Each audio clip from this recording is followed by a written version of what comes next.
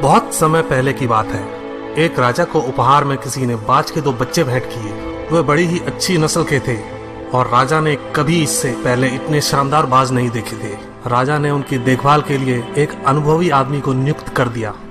जब कुछ महीने बीत गए तो राजा ने बाजों को देखने का मन बनाया और उस जगह पहुंच गए जहां उन्हें पाला जा रहा था। राजा ने देखा कि दोनों बाज काफी बड़े हो चुके थे और अब पहले से भी शानदार लग रहे थे। राजा ने बाजों की देखभाल कर रहे आदमी से कहा, मैं इनकी उड़ान देखना चाहता हूँ, तुम इन्हें उड़ने का इशारा करो।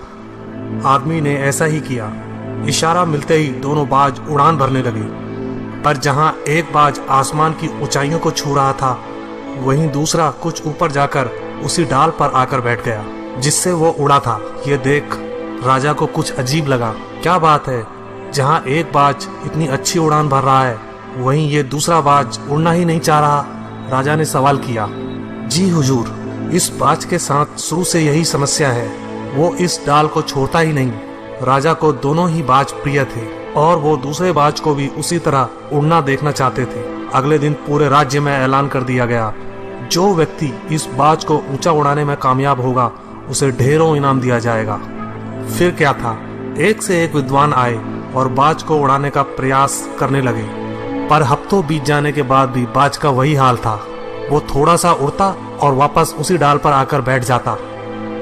फिर एक दिन कुछ अनोखा हुआ। राजा ने देखा कि दोनों बाज आसमान में उड़ रहे हैं। उन्हें अपनी आंखों पर यकीन नहीं हुआ और उन्होंने तुरंत उस व्यक्ति का पता लगाने को कहा जिसने ये कारनामा कर दिखाया था। वह व्यक्ति एक किसान था। अगले दिन वह दरबार में हाजिर हुआ। उसे इनाम में स्वर्ण मुद्राएं भेंट करने के बाद राजा ने कहा, मैं तुमसे प्रसन्न हूं, बस तुम इतना बताओ कि जो काम बड़े बड़े विद्वान नहीं कर पाए वो तुमने कैसे कर दिखाया। मालिक, मैं तो एक साधारण सा किसान हूं। मैं ज्ञान की ज्यादा बातें नहीं जानता। मैंने तो बस वो डाल काट दी जिस पर बैठने का बाज आदी हो चुका था, और जब वो डाल ही नहीं रही तो वो भी अपने साथी के साथ ऊपर उड़ने लगा।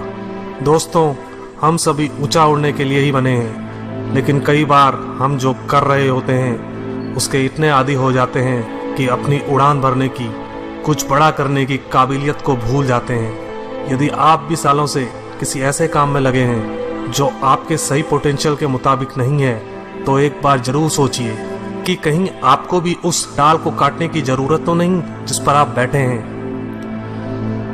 धन्यवाद दोस्तों।